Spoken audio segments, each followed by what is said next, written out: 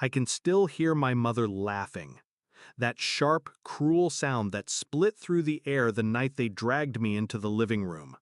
My son stood in the doorway, frozen, his small fists clenched. My father's hand was wrapped around my collar, yanking me forward. "Let him watch," my mother sneered. "He needs to see what happens to trash." The first hit blurred my vision. The second made my knees buckle. Blood filled my mouth, warm and metallic. "Character building," my father spat, gripping my hair to keep me upright. "He should see you bleed." I didn't cry, not in front of them, not in front of my son. I locked my eyes on him instead, and promised him, without words, that one day this moment would be theirs to regret. Back then, I thought blood meant family. I was wrong. There was a time I trusted them, even loved them. I used to believe their approval was worth chasing. Their cold nods, their rare smiles. When I had my son, I thought maybe they'd change. They didn't. My father saw weakness in kindness. My mother saw opportunity in pain. They hid their cruelty behind discipline, tradition, teaching lessons.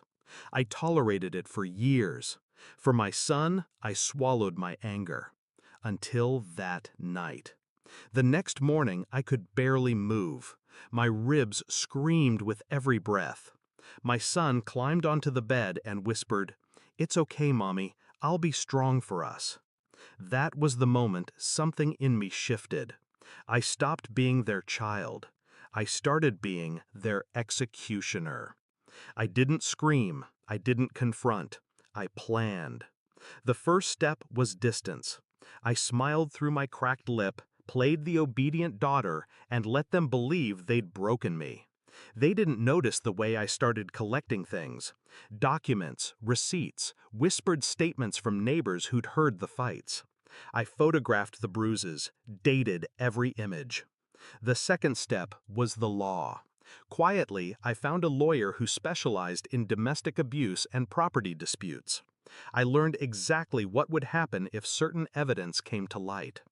The third step was patience, the kind that tastes like blood because you're biting down on your rage every single day. They slipped. My father bragged to a neighbor about how he kept me in line. My mother left threatening voicemails when I didn't answer fast enough. Little pieces of their arrogance handed to me like weapons. I gathered everything.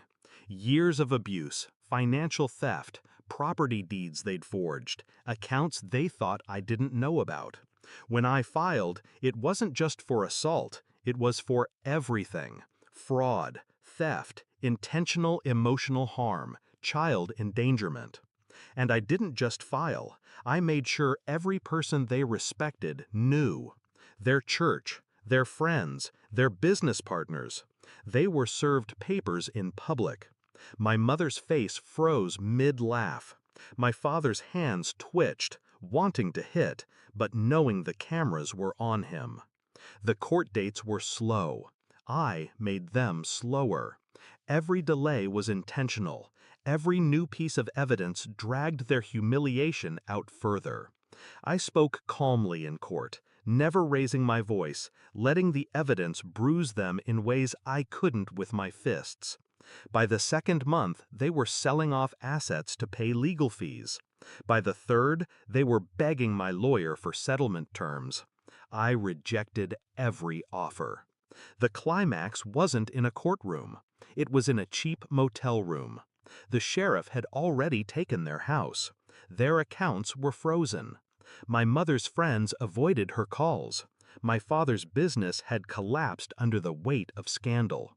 I had requested, no, demanded one final meeting. Not for negotiation, for closure. They sat on the bed, clothes wrinkled, faces sunken. My father's hands shook. My mother's eyes were red, but still searching for some scrap of power. "You've made your point," my father rasped. "Enough." I set a manila envelope on the table.